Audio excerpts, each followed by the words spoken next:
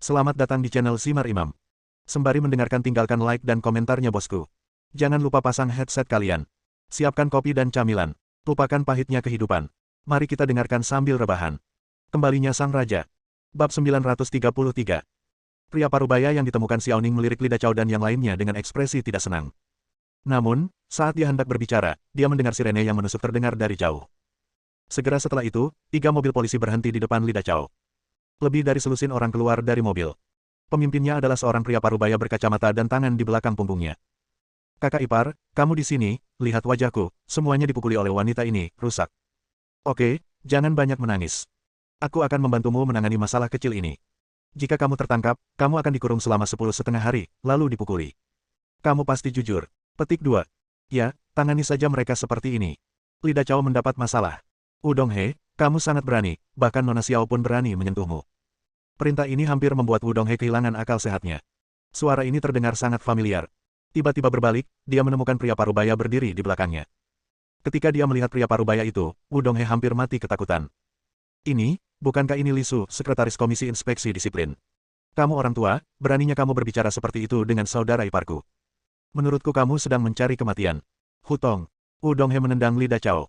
Kamu sedang mencari kematian. Wudonghe berteriak. Jika kamu benar-benar ingin mati, mati saja sendiri, jangan bawa aku bersamamu. Lidah Cao terlihat bingung, kakak ipar, jelas sekali aku dibully, kenapa kamu masih memukulku? Persetan dengan kakak iparmu, aku akan menceraikan adikmu saat aku kembali lagi nanti. Aku tidak ada hubungannya denganmu. Sekarang semua orang bodoh. Apa yang terjadi? Apakah ini akan menyebabkan perceraian? Apakah ini serius? Tapi detik berikutnya, semua orang mengerti apa yang sedang terjadi. Kemudian dia melihat Wudonghe berjalan ke sisi pria parubaya itu dengan sangat tersanjung. Sekretaris Li, saya sudah lama tidak bertemu Anda. Saya sendiri bisa menangani masalah sekecil ini. Mengapa saya mengganggu Anda untuk melakukan perjalanan? Kalau aku tidak datang, kakak iparmu pasti sudah lama memberontak. Sekretaris. Mendengar pidato Wudonghe kepada pria parubaya itu, lidah Cao tampak pucat. Karena dia sudah menebak identitas pria parubaya itu. Bawa pergi kakak iparmu. Li Yuankei mendengus, juga, kamu tidak perlu pergi bekerja besok. Kembali dan mengundurkan diri. Begitu kata-kata ini keluar, seluruh tempat menjadi sunyi. Hanya dengan kalimat seperti itu, Wudongpeng telah ditangani. Kedua teman Xiao Chen ini luar biasa. Li Yuankei sudah berbicara, Wudongpeng bahkan tidak berani kentut, tapi dia melampiaskan amarahnya pada lidah Cao. Jika bukan karena dia, saya tidak akan berada dalam situasi seperti ini hari ini. Mes. Xiao, semuanya di sini sudah diurus. Apakah Anda puas? Xiao Ning mengangguk, kamu juga boleh pergi. Oke, jika ada hal lain yang harus dilakukan di sini, hubungi saya langsung. Oke, terima kasih atas kerja kerasmu. Tidak sulit, seharusnya begitu. Melihat Li Yuankei pergi dengan hormat, Chen Tianyu tercengang. 3 tahun telah berlalu, dan Bos Su menjadi lebih baik dan lebih baik lagi. Melihat diriku sendiri, aku sudah berada di 2 dunia yang berbeda darinya. Oke, kerusakan pemandangan sudah diatasi. Ayo cari tempat untuk ngobrol. Ya, Chen Tianyu mengangguk. Su Chen tidak akrab dengan tempat-tempat seperti anjing. Akhirnya, di bawah kepemimpinan Xiao Ning, mereka bertiga sampai di sebuah restoran bintang 5. Setelah memasuki pintu, Su Chen menemukan bahwa ekspresi Chen Tianyu sangat pendiam dan hati-hati. Ini seperti takut merusak sesuatu. Su Chen sedikit mengernyit. Dengan karakter dan kekayaan Chen Tianyu, mustahil baginya untuk menunjukkan emosi seperti itu. Katakan padaku, apa yang terjadi? Ini baru beberapa tahun, dan bagaimana bisa sampai ke titik ini? Juga, di mana Li Tian? Bukankah kalian berdua tidak bisa dipisahkan? Kenapa masih terpisah? Chen Tianyu memegang segelas air panas dengan mata merah. Bos Su, sejujurnya, keluarga kami bangkrut. Bahkan jika bangkrut, tidak akan seperti ini. Kami bukan orang bangkrut biasa. Saya mendengar dari ayah saya setelah itu bahwa seseorang menjebak keluarga kami. Mereka tidak hanya merampas semua harta keluarga, tetapi mereka juga berhutang ratusan juta di luar negeri. Orang tua saya ditangkap dan saya aku tidak bisa pulang. Aku hanya bisa tinggal di Yanjing. Dijebak. Su Chen punya ide di benaknya dan bertanya. Kapan kebangkrutan keluargamu terjadi? Chen Tianyu berpikir keras, seolah-olah dia tidak ingin mengingat kebangkrutan tahun itu, ekspresinya menyakitkan. Saat ini 3 tahun lalu, saya tidak tahu apa yang terjadi, tapi bisnis keluarga kami tiba-tiba terpukul. Kurang dari seminggu, bangkrut, dan kami juga berhutang luar negeri ratusan juta.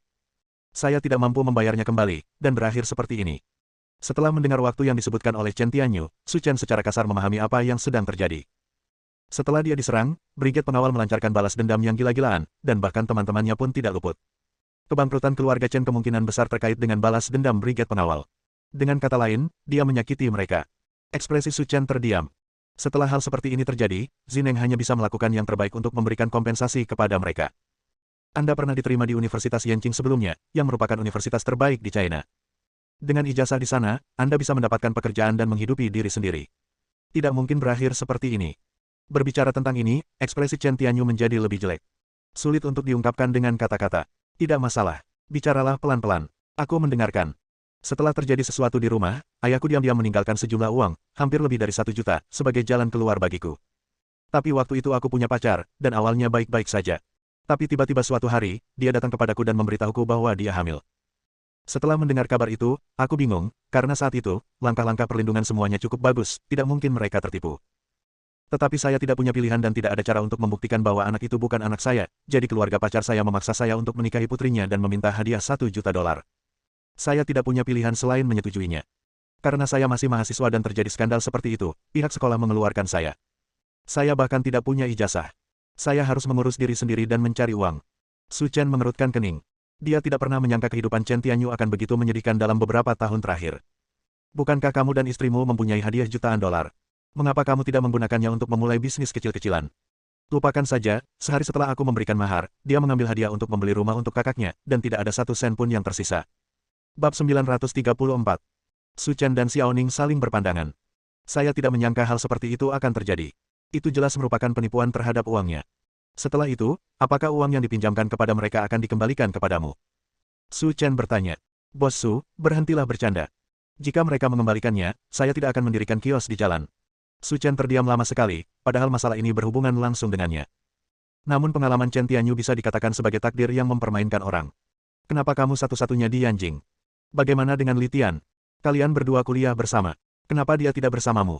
Lupakan tentang Shebi itu. Begitu Li Tian disebutkan, Chen Tianyu mulai mengutuk tanpa ragu. Ada apa? Saat saya disuruh putus sekolah, dia bertengkar dengan kepala sekolah, dan akhirnya keluar bersama saya dan berhenti belajar. Chen Tianyu tersenyum mencela diri sendiri. Bos Su, kamu tahu tempat seperti apa Yanjing itu? Itu sama sekali bukan tempat untuk orang miskin. Jika kamu tidak menikah, aku pasti sudah lama pergi. Setelah putus sekolah, kami berdua tinggal di Yanjing untuk sementara waktu, dan itu sangat menyedihkan. Pada akhirnya, keluarga mereka tidak tahan lagi, dan ibu mereka bahkan menikam lehernya dengan pisau dan memaksanya untuk kembali. Sejak itu, dia telah kembali ke Linyang. Jadi, apakah kalian masih berhubungan satu sama lain sekarang? Pasti ada ini. Mereka meneleponku sesekali dan memberitahuku bahwa mantan teman sekelasku mengadakan reuni kelas dan bertanya apakah aku boleh pergi. Apa katamu? Bos Su, tolong berhenti menggodaku. Reuni kelas hanyalah ajang pamer. Dengan kebajikanku, aku akan dikucilkan meski aku pergi ke sana, jadi aku tidak berani pergi. Apakah kamu meneleponku selama ini? Su Chen bertanya. Chen Tianyu tersenyum dan berkata, iya. Kami miskin saat itu. Li Tian dan saya hampir mati kelaparan, tapi kami tahu bahwa Anda sangat mampu. Mungkin kami bisa mempercayai seseorang dan menemukan seseorang untuk mengatur pekerjaan untuk kami. Tapi Anda tidak bisa. Aku tidak bisa menghubungimu melalui telepon. Saat itu, kupikir kamu menghilang dan tidak terjadi apa-apa setelah itu. Su Chen merasa tidak nyaman mendengarnya. Karena semua ini terjadi karena diriku sendiri. Dan dilihat dari keadaannya, mereka mungkin tidak mengetahui berita kecelakaan mereka. Bagaimanapun, itu hanya laporan singkat dan segera dibatalkan oleh brigade pengawal. Su Chen berdiri dan tersenyum, oke, kursi di hotel tidak nyaman. Ayo pergi ke rumahmu. Aku teman sekelas lama. Kita sudah lama tidak bertemu. Mari kita bertemu lagi di tempatmu. Bos Su, ada hal lain. Chen Tianyu bertanya-tanya, bagaimana kalau aku mentraktirmu makan di luar? Rumahku kecil, dan aku khawatir jika kamu pergi ke sana, kamu tidak punya tempat tinggal. Ayo pergi, aku bukan dari keluarga kaya, dan aku tidak sehalus yang kamu katakan. Chen Tianyu menyadari bahwa dia tidak bisa menolak, jadi dia berkata. Oke, datang dan duduklah di rumahku. Kemarin lusa, tetanggaku Lao Zhang memberiku teh, dan aku akan membuatnya. Oke. Saat sekelompok orang keluar, Xiaoning menempel di telinga Su Chen. Ada hal lain yang harus kulakukan malam ini, jangan buang waktu. Apapun yang terjadi, biarkan mereka menunggu. Xiaoning, Anda benar-benar tidak menyukai siapapun. Segera, di bawah kepemimpinan Chen Tianyu, mereka tiba di rumahnya. Su Chen menemukan bahwa rumah Chen Tianyu sudah berada di tepi jalan lingkar ke-6, dan itu adalah sebuah bungalow, yang sebenarnya tidak terlalu bagus. Bahkan tidak sebagus kampung halamannya, Kabupaten Anhe. Bos Su, rumahnya agak rusak, tidak masalah. Bagus. Kehidupan telah memperhalus sisi Chen Tianyu, dan Su Chen tidak dapat melihat semangat kepahlawanan di wajah mereka, mereka semua pendiam dan ketakutan. Chen Tianyu, apa yang kamu lakukan? Kamu kembali sepagi ini. Apakah barangnya sudah terjual? Begitu dia memasuki pintu, dia mendengar seorang wanita muda berteriak. Secara penampilan, wanita itu masih sangat muda, tetapi dibandingkan dengan Chen Tianyu, dia jauh lebih tua. Setidaknya 5 atau 6 tahun lebih tua. Saya bertemu dengan teman lama sekelas saya di jalan hari ini, jadi saya berpikir untuk membawanya ke sini untuk mengenang masa lalu. Chen Feng berkata sambil tersenyum, lalu memperkenalkan. Bos Su, dia adalah istriku Zhang He. Istriku, ini teman sekelasku di SMA, Su Chen. Setelah memasuki pintu, mata Zhang He terus menatap Su Chen. Mengesampingkan temperamennya, setidaknya dia cukup tampan. Zhang He, yang memarahi Chen Tianyu, melembutkan ekspresinya setelah melihat Su Chen dan menggumamkan sesuatu. Kok kamu tidak tahu apa yang harus dibawa saat menjadi tamu di rumah? Kok bisa datang dengan tangan kosong? Chen Tianyu sedikit malu. Bos Su dan saya sudah saling kenal selama bertahun-tahun. Kami benar-benar teman baik. Tidak perlu membawa apapun ketika kami melihat begitu banyak orang. Saat beberapa orang sedang berbicara, suara-suara datang dari dapur. Ada apa? Ada tamu di rumah. Pintu kamar tidur terbuka dan beberapa orang keluar. Sepasang suami istri lanjut usia, pasangan muda, dan seorang anak berusia 2 tahun. Melihat orang-orang ini, ekspresi Chen Tianyu berubah. Meskipun dia menghilang dengan cepat, Su Chen masih menangkapnya. Bos Su Chen, keduanya adalah ayah mertua dan ibu mertua saya. Keduanya adalah saudara ipar dan ipar saya. Ini putra saya, Chen Hao. Su Chen mengangguk, tapi matanya tertuju pada Chen Hao. Saat mereka berada di hotel, Su Chen merasa ragu. Sekarang setelah dia melihat anak ini, Su Chen menjadi semakin curiga. Itu tidak sesederhana yang dipikirkan Chen Tianyu. Ayah, Bu, kenapa kamu tidak memberitahuku bahwa kamu ada di sini? Saya tidak ada urusan di rumah, jadi saya datang untuk melihatnya, kata ibu mertua Chen Tianyu dengan santai. Chen Tianyu tampak tidak senang dan cemberut, membuat suasana di ruangan itu sedikit canggung. Ada 30 hari dalam sebulan, dan saya harus datang ke sini setidaknya 25 hari, dan setiap kali saya datang, saya mengatakan bahwa saya tidak enak badan dan harus membeli obat, tetapi pada akhirnya saya menghabiskan uang saya sendiri. Uang. Lebih dari separuh uang yang saya hasilkan dengan susah payah dihabiskan untuk itu. Kakak ipar, kamu kelihatannya tidak begitu baik. Kamu tidak ingin menyambut kami, kan? Kata adik laki-laki Zhang He, Zhang Peng. Bagaimana mungkin? Sudah terlambat bagi keluarga untuk bahagia bersama, kata Chen Tianyu sambil tersenyum. Oke, jangan bicara omong kosong. Zhang He memarahi. Asuransi mobil kakak iparmu sudah habis masa berlakunya, dan dia tidak punya uang. Silakan ambil. Kalau tidak diasuransikan, mobilnya tidak bisa dikendarai. Memintaku mendapatkan uang lagi. Suara Chen Tianyu meninggi. Dia sudah membeli mobil itu lebih dari 2 tahun. Saya bayar bensin dan bayar denda. Sekarang saya harus bayar asuransi. Mobil ini bukan milik saya, jadi kenapa saya harus membayar semuanya? Dan bukannya kamu tidak tahu situasi keluarga kita? Makanan dan pakaian sudah menjadi masalah. Bagaimana kita bisa punya uang untuk keperluan lain? Bagaimana kamu bisa menjadi kakak ipar? Aku hanya adik laki-laki. Apa salahnya membelanjakan sejumlah uang untukmu? Aku benar-benar buta saat menikahimu. Bab 935. Kenapa kamu menikah denganku secara membabi buta? Jika bukan karena 1 juta milikku, dia bahkan tidak akan bisa menikah sekarang. Jika ini adalah waktu normal, Chen Tianyu pasti sudah menelan amarahnya sejak lama dan tidak akan terlalu peduli pada Zhang He. Tapi Su Chen ada di sini, dan dia juga ingin menyelamatkan mukanya, jadi dia melampiaskan semua amarahnya. Kalau dia memberiku 1 juta itu, belum lagi asuransinya, aku bahkan bisa memberinya mobil. Lihat dia. Sudah lebih dari 2 tahun. Bukan saja kamu tidak bekerja, tapi seluruh keluargamu harus bergantung padaku untuk menghidupimu. Kamu mengira uangku berasal dari angin kencang. Menghadapi omelan Chen Tianyu, ekspresi keluarga Zhang sedikit tidak wajar. Lagi pula, sangat tidak masuk akal bagiku untuk menjadi orang yang pemarah dan bertangan lembut. Kakak ipar, kenapa kamu seperti ini? Aku hanya membelanjakan sejumlah uang untukmu dan menyelesaikan rekening kecil denganku setiap hari. Aku malu untuk mengatakan bahwa kamu adalah saudara iparku ketika aku jauh dari rumah. Zhang Peng memegang sebatang rokok di mulutnya dan berkata dengan acuh tak acuh. Lagi pula aku tidak peduli. Kamu bisa mengurus sendiri asuransinya. Jangan datang padaku lagi. Saya tidak akan memberitahu Anda tentang bisnis asuransi. Zhang He menyilangkan tangan di depan dada dan berkata dengan arogan. Ibuku merasa tidak enak badan akhir-akhir ini. Dia ingin membeli obat, dan semuanya diimpor. Harganya 2.000 yuan. Cepat beli obat untuk ibuku. Apakah kamu tidak tahu situasi keluarga kami? Kami tidak mampu lagi membeli uang sebanyak itu. Chen Tianyu berkata dengan marah. Lagi pula, aku hanya pamanmu. Kalau sampai terjadi hal seperti ini, kamu harus minta tolong pada kakakmu. Aku sudah membelikannya obat selama lebih dari 2 tahun, dan kakakmu tidak pernah membayar sepeser pun. Meminta uang padaku. Mendengar ini, kemarahan Zhang He melonjak. Ibuku telah membesarkanku selama bertahun-tahun. Kamu harus membayarnya untuk perawatan medis. Beraninya kamu membuat pernyataan yang tidak bertanggung jawab. Dan menilai dari seberapa benarnya kamu dalam perkataanmu, sepertinya kamu masih benar meskipun kamu tidak punya uang. Zhang He memutar matanya dan berkata, cepat keluar untuk mencari uang. Kakakmu datang tepat pada waktunya. Biarkan dia pergi bersamamu. Kamu bisa mendapat lebih banyak. Zhang He, biar ku beritahu, jangan melangkah terlalu jauh. Su Chen adalah kakak tertuaku, dan aku di sini bukan untuk membantu. Wow. Saat mereka berdua sedang bertengkar, suara air mendidih terdengar dari dapur. Saya melihat ayah mertua Chen Tianyu berlari dengan cepat. Hei, sup daging anjing yang kurebus sudah mendidih, dan membuatku lapar sampai mati. Sup anjing. Jantung Chen Tianyu berdetak kencang dan dia segera berlari ke dapur. Saya menemukan bercak darah di sana, dan di tempat sampah, ada seember besar bulu anjing. Melihat adegan ini, wajah Chen Tianyu menjadi pucat. Kamu benar-benar memberikan Wang Cai untuk. Tianyu, kamu juga tahu kalau aku sudah tua dan tidak punya hobi, tapi aku hanya ingin makan sesuap daging anjing ini. Ayah mertuaku tidak bersungguh-sungguh. Aku akan merayakan ulang tahunku 2 bulan lagi. Ini sepanci daging anjing hanya untukku. Ini hadiah ulang tahunmu untukku. Ekspresi Chen Tianyu sangat jelek, dan dia bahkan tampak seperti ingin memakan seseorang. Aku sudah membesarkannya selama 2 tahun, dan kamu benar-benar memakannya. Kamu masih bukan manusia. Patah. Zhang Peng mendorong Chen Tianyu menjauh dan berkata dengan keras. Sudah kubilang, sebaiknya kamu jaga mulutmu tetap bersih.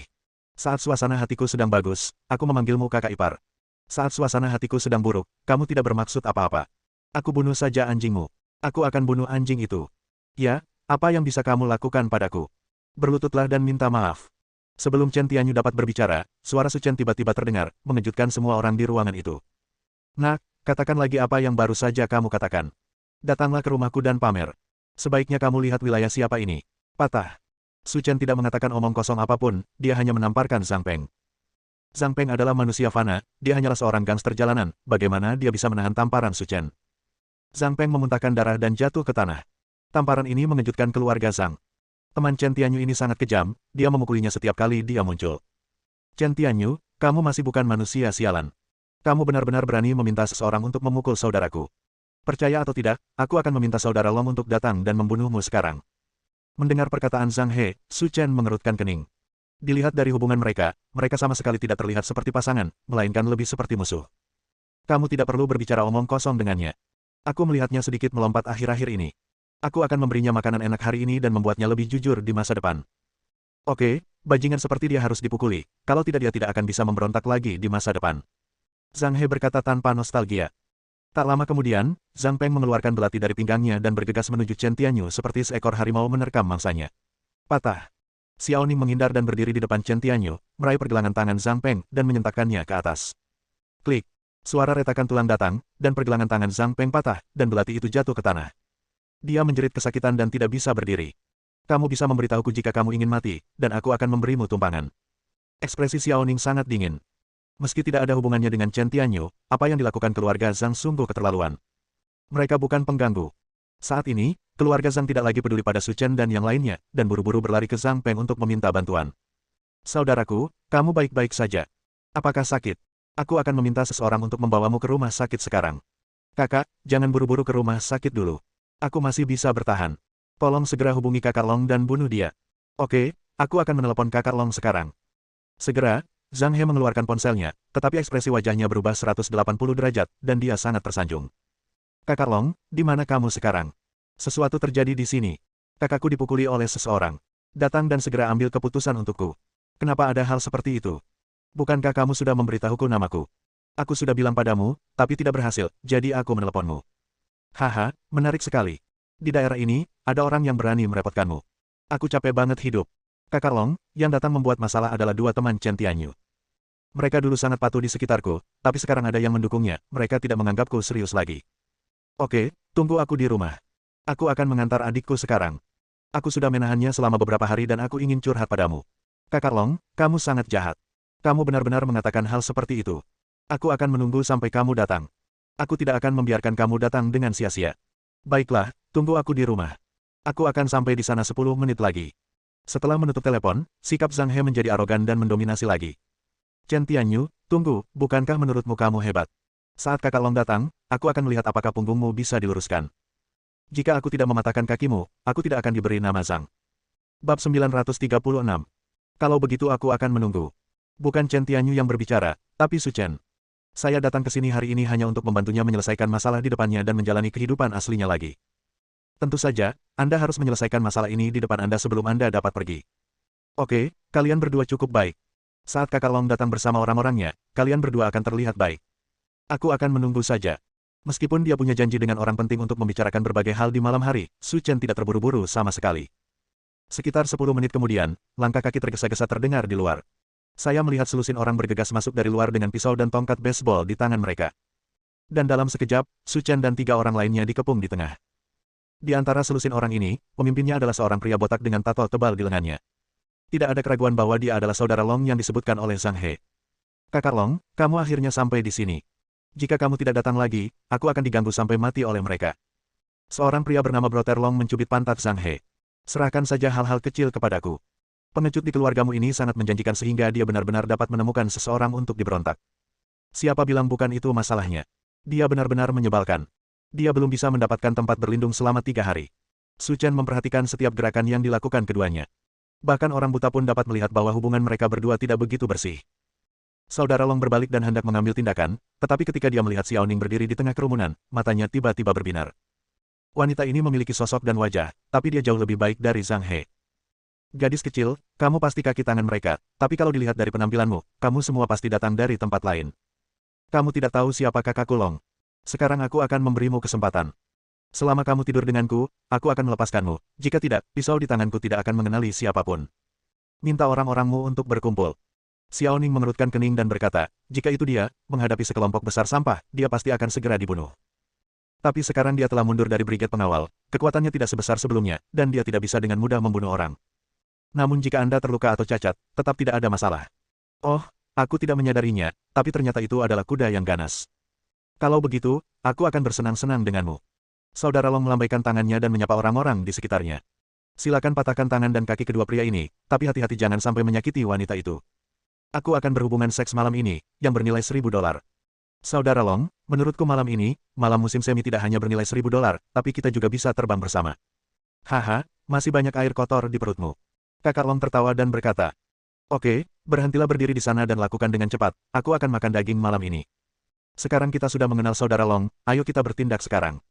Dengan satu panggilan dan 100 tanggapan, di bawah instruksi Brother Long, lebih dari selusin anak buahnya bergegas menuju Su Chen dan Chen Tianyu. Zhang He dan Zhang Peng mencibir dari belakang. Chen Tianyu, kamu pecundang, hari ini aku akan memberitahumu betapa kuatnya kakak Long.